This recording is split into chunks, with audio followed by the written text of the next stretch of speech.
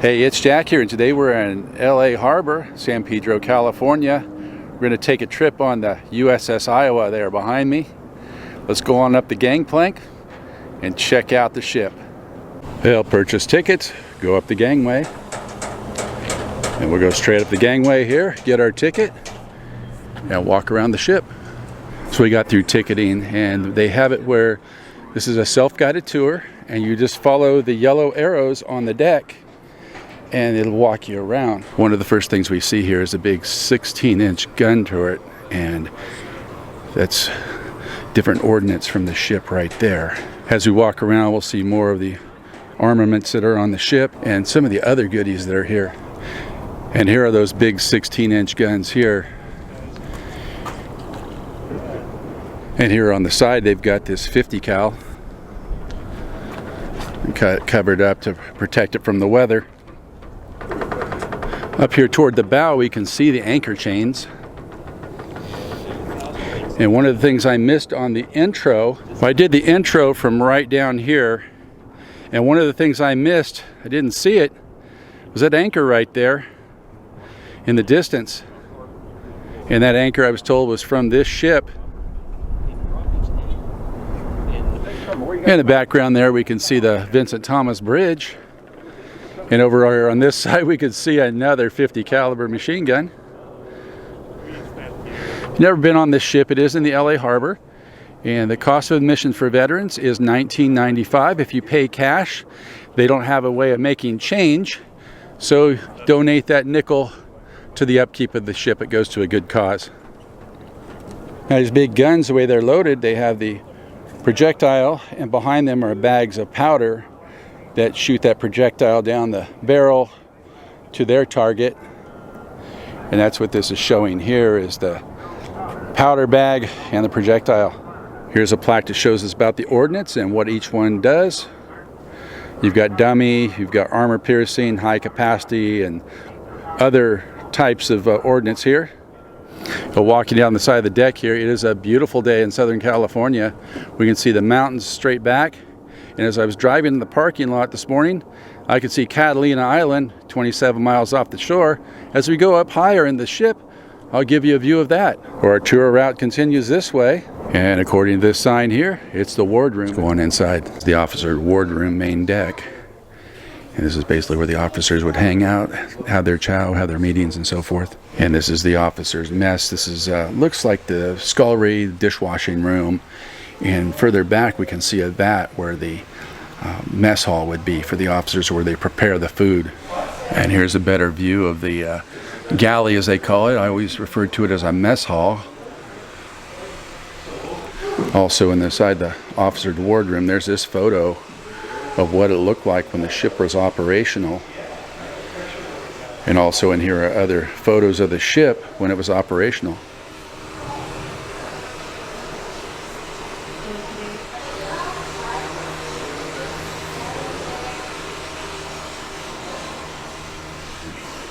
Well, here's an interesting photo, historic photo. We have the USS Iowa down here in the bottom, and we have the space shuttle as it was flying over before it came to the LA Museum. It flew across Southern California on the back of that big jumbo jet there, doing its last tour. And that's from Friday, September 21st, 2012. Well, here's a chart that shows the USS Iowa's world voyages. The white represents World War II, yellow Korean War, red is the Cold War, and where you see the explosions, those are the combat operations performed by the ship, and we can see quite a bit of that in the South Pacific in World War II. Well, here's a good photo of the Iowa giving a full broadside. Throughout the ship, they have the video information. You can sit down and watch the videos. Over here on this side of the wardroom, they have some of the actual dining ware that was used here on the USS Iowa. Follow the arrow, our tour continues this way. And this is the executive officer, or XO's cabin here. This would be his office, then Where he sleeps would be on the other side of that wall right there. XO's cabin though. There's low clearance in a lot of these areas, so they put yellow tape to remind you to keep your head down. Alright, can't go down that way. We can go this way though. Well, this here would be officers' berthing. Got 2 bunks there, lockers and drawers on the right side. Well, this is cool. Somebody had put up in memory of their father, served during World War II here on the ship. And regarding that same plaque we just looked at, this is the uniform that that individual wore. And the ship is rocking, so this door is going back and forth as we stand here. And we can see right back there, there's his photo. All right, continuing our tour. Follow the arrows. Oh, we got something down this way. See a chessboard. And this would be another officer's berthing area. Looking at the uniform there, we know it's a lieutenant commander. And this is where he would have spent his off hours. Now they were right here, coming out of there, right here by this bulkhead here. This is the turret that we saw earlier. This is a hoist, and if you look straight down, that is where they would bring the ordnance up to load into the turret. All right, we go on out, follow the arrow, and go to our next stop. This shows us a picture during World War II, March 1944 to be exact. The turret took a hit from an enemy projectile. 6-inch projectile hit the lower forward port side of turret number 2. And we can see the arrow right here, and then that's the impact. And that impact is still there. So where that arrow is, right there, that's where an enemy projectile hit in World War II. I come up here, we can see these other guns here.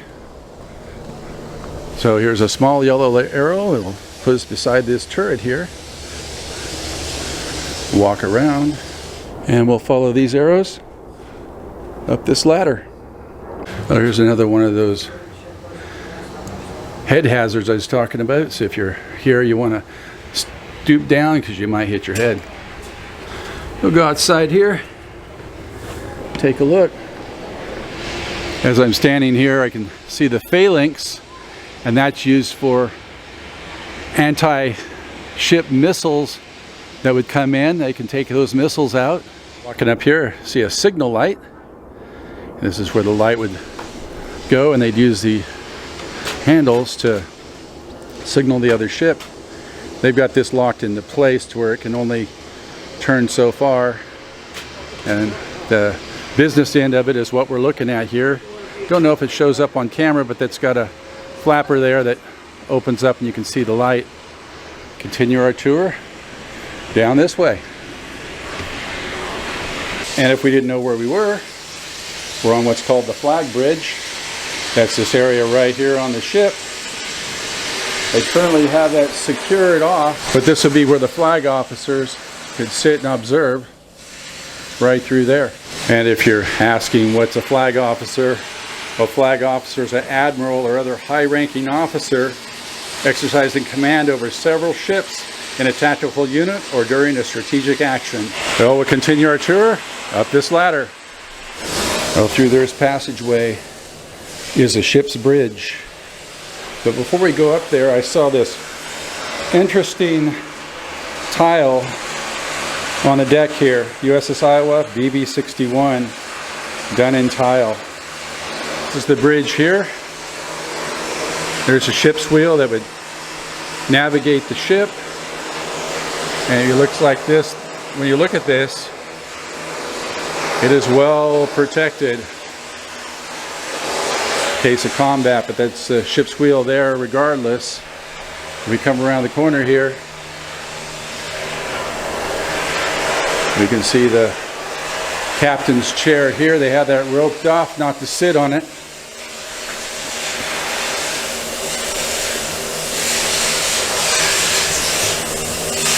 But this would be his view. Well, they're doing work right outside that hatch there in this passageway, and it is extremely loud in here. Oh, we're leaving the bridge. We'll go up this ladder, see what's next. Well, what they call this big area, it's called the conning tower. And it was so loud in that other room, you couldn't hear me speak, but this is the top of that conning tower where we just were.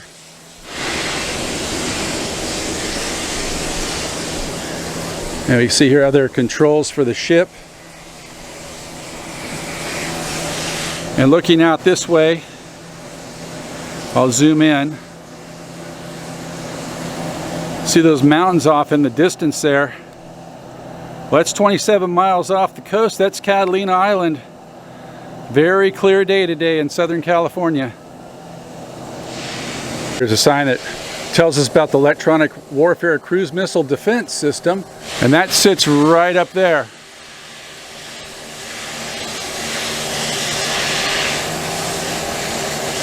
So cruise missile was coming in, that would detect it, and the phalanx system over here would come into effect to take out that missile. The ship is always under repair, and that's what we're hearing in the background. So we'll continue on over here. Here is an up close and personal look at one of the phalanx cruise missile defense systems. We'll get up next to this where we can see it better.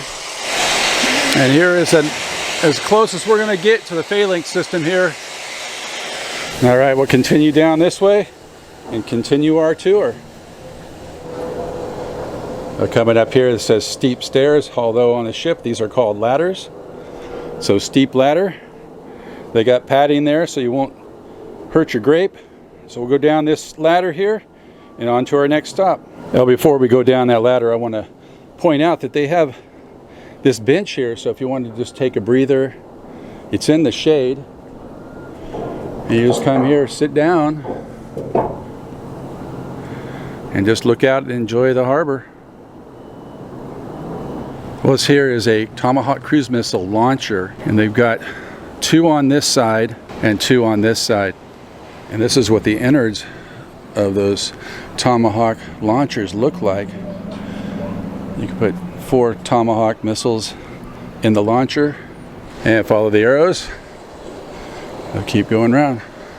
And as we come around, we can see the harpoon missiles right here. These are harpoon missile launchers, I should say, and not the actual missiles themselves. Here's a shot of the harpoon launchers from the other side of the ship. If you're wondering what a harpoon missile looks like, it looks like this right here. And here's a sign reminding us that we have another steep ladder, or steep stairs. And down we go. And this is the turret for the 5-inch 38 caliber gun, and we can look inside of here. You can see what that turret looks like. Placard gives us more information on what this looks like overall. All right, through this passageway is the enlisted berthing. Now this is cool. We've got people, they've put placards with their names on them. And this is probably this machinist mate second class. This is probably his rack while he served aboard the USS New Jersey. That strap, you'd strap yourself in, and then you'd have your locker room over here, lockers for your personal belongings, I should say, over here on this side. Shows us what the berthing looked like in the 1940s. There was stacked 5 high, and then by the 1980s, it was 3 high. Looks a little more comforting in the 1980s than it did in the 1940s. More view of that. You'd have your privacy drapes that you could slide over to keep some light out, give you a little bit of privacy. All right, we'll go ahead and walk through the berthing here, and we can see more and more. This is what you're dealing with. You got 3 high and then 9 people on one side and 3 on the other, so a total of 12 would be in this berthing area. Follow the arrow down this way, see what our next steps are.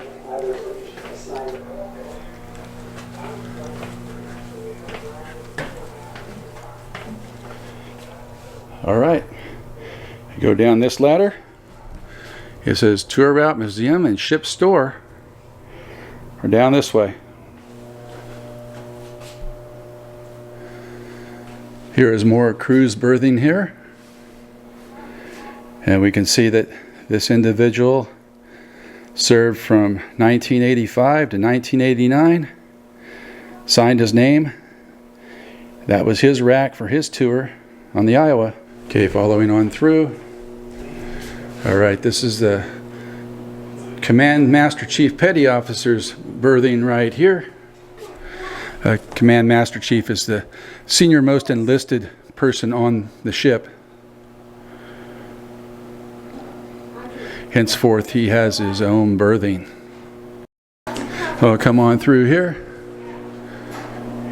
It looks like we're heading toward the mess decks.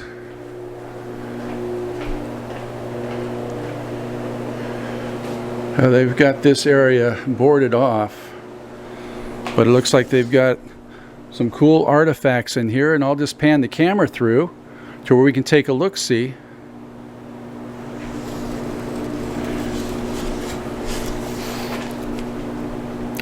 Left side goes from 84 to 1990, then 1951 to 58 for Korea.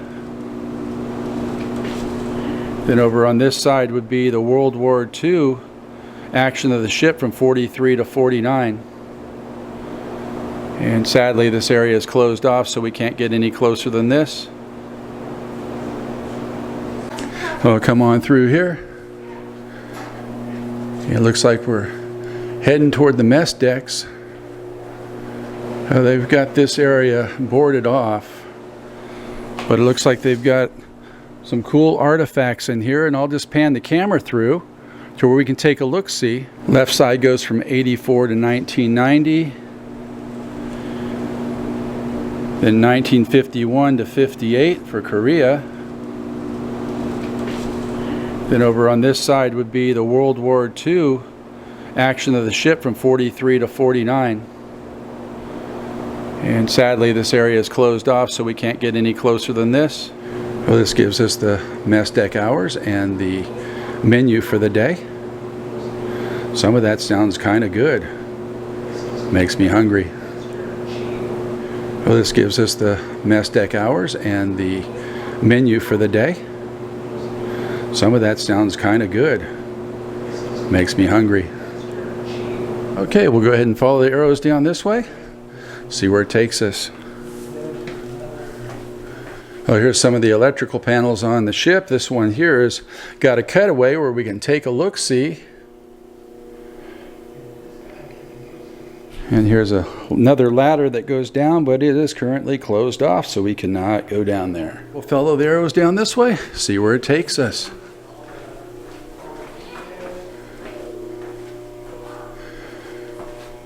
Okay, this looks like the bakery in here. Yep, it is the bakery. We got the faux bread out of the oven, muffin pans there, and a big mixer. Continue on down this way. Well, over here on this side, they've got more bakery related stuff in this part of the galley. And they got making the cut bun and bread slicers, and that's a bread slicer right there. They'll come out of there, and this area is also closed off. But we can see that passageway goes toward the bow of the ship. Come around this way. I see off to our left is the Marine Guard station. And we can see there the weapons rack. And just to the right of that is the mess deck. And over here on this side that we can actually go into,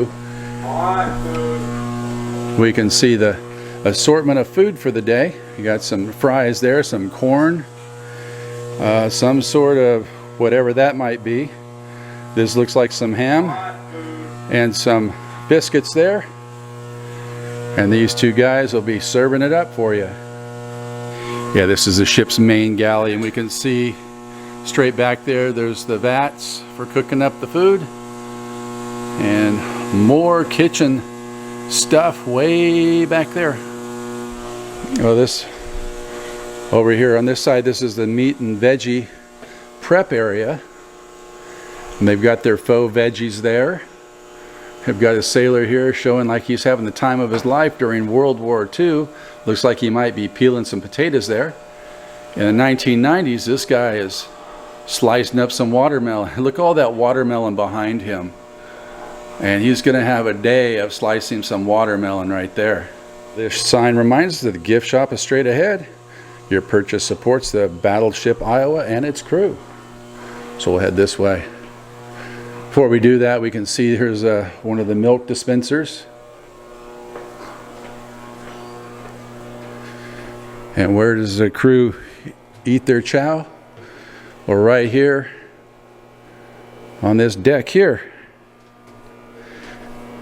I love this seating because this reminds me of McDonald's in the 1980s. Same type of seating. Last time I was here, they had a lot more of the internal part of the ship opened up. And it's been about 5 years since I toured the ship. They had the captain's quarters opened up, and there's also the only ship in the Navy that had a bathtub in the captain's quarters, and that was for President Franklin Roosevelt when he came on board, so that he'd have a place to bathe because of his wheelchair. They didn't have that opened up today, and there was a lot of the internal part of the ship that was not opened up. So that part, they do refurb the ship every so often, so that could be under refurbishment, and therefore it wasn't opened up. And I've walked through the ship, really enjoyed the time here. The money goes to keeping the ship afloat, so to speak, where they're constantly doing maintenance on the ship to keep the museum in pristine ship-shape order, if you want to call it that. We've got a couple more stops to make, so we're going to go into those stops, and then we'll go into the gift shop, and then we will walk around the outside of the deck. Let's continue with the tour. Okay, outside the mess deck, we come into more of a historical, and here's the first BB-4, the first Iowa battleship from April 9th, 1903. And that's what that ship looked like right there. This section of the museum is about Turret 2 and a tragedy that happened there when the internal explosion killed several sailors. There's a sign that says they came to the Navy as strangers, served the Navy as shipmates and friends, and left the Navy as brothers in eternity. This was a fan motor controller that controlled the ventilation system in the turret. This is the powder hoist operator shield from Turret 2. This is what it looked like undamaged. This is what it looked like after the explosion. This is a damaged hatch cover. This artifact was recovered from Iowa's Turret 2, the damage caused by the center gun explosion in 1989. This is what the damaged one looks like. We can see it's concaved in. Whereas here's what an undamaged hatch cover looks like. And we can see that is rather thick steel right there. Okay, this part of the tour continues into a museum. Goes over the age of sail. Follows us into ironclads from the Civil War. The dreadnought era of the late 1880s to about 1905. And here's a scale ship model of the USS Missouri BB-63. This is the sister ship to the USS Iowa. This is a 1/96 scale. This is how the Missouri appeared in 1945. A lot of detail was put into this scale model. Over here on this billboard, they've got a drawing of the Iowa and defensive armor systems, and we can see where all that armor lies within the ship. Red is the protective armor, blue is critical protected spaces below and above deck, light blue areas are protected spaces, and then the orange is a triple bottom hull protection. Here's an information area. It talks about early naval aviation, cloth, wood, and invention. And they just walk through the whole history, well, not the entire history, but the early history of naval aviation. Cool information. It says Iowa's bell is back. Battleship Iowa thanks all the donors who contributed to the return of our ship's bell. We couldn't have done it without you. So all these individuals here contributed to having the original ship's bell returned to the USS Iowa. And we can see the engraving here, USS Iowa, 1943. Well, here we have two model ships side by side. In the foreground is the USS Iowa, and in the background there is the Yamato, a Japanese battleship from World War II. And it just gives you a comparison in size. Both these ship models are the same scale. I've switched over here to the other side now. The Yamato's in the foreground and the Iowa's in the background.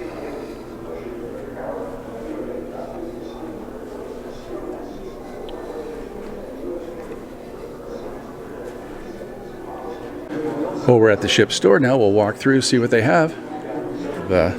What to be expected is they have some sweatshirts, some coffee mugs, and over here they've got some books for the kids. Well, here they got pop vinyl sailors. You got the stuffed American Eagle, the Navy t-shirts.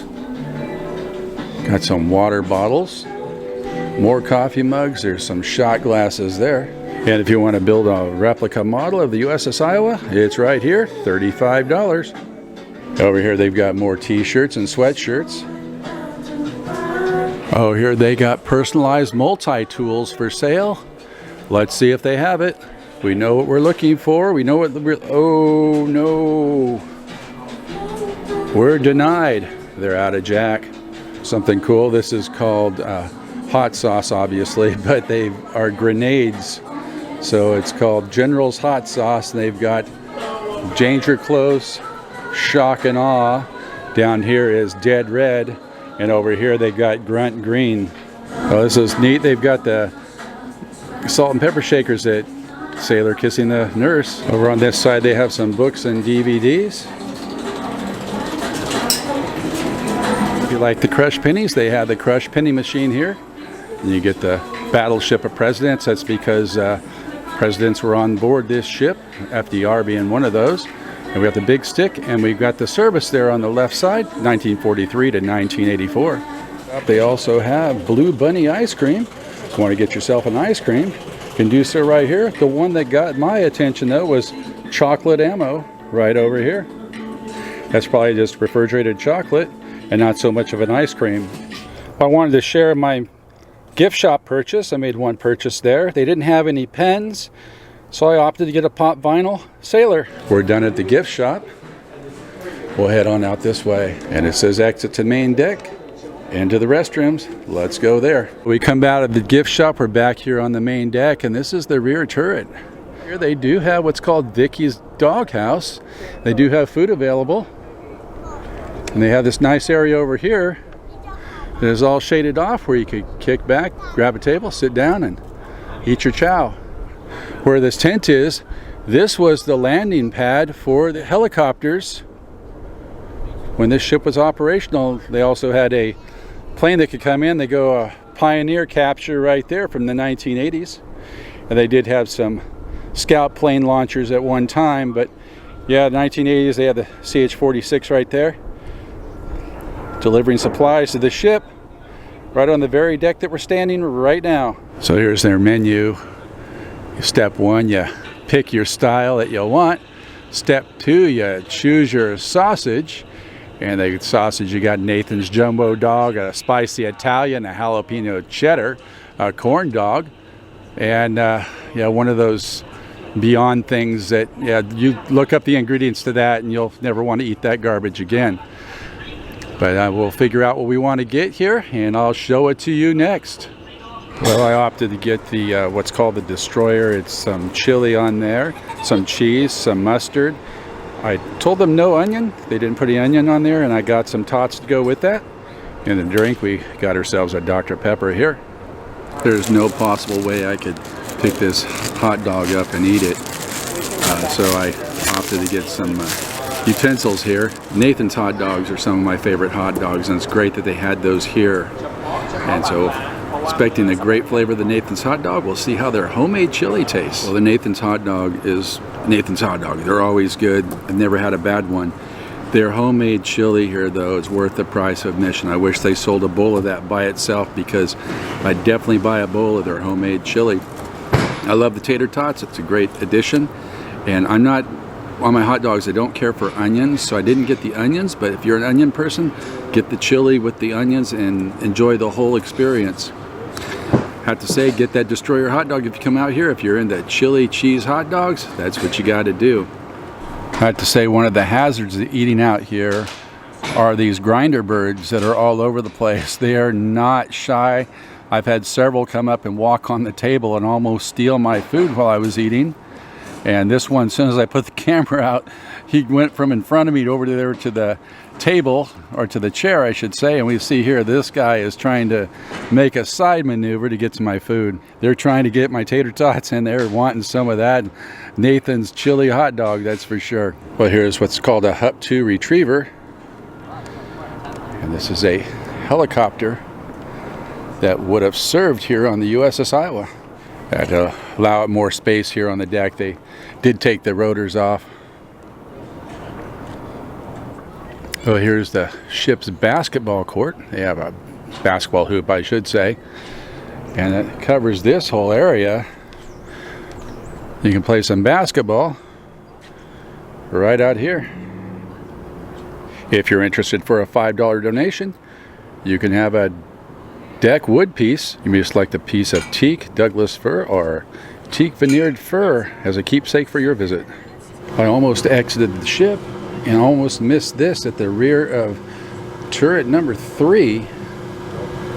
I've got this where you can actually see up inside the turret and see what it looks like.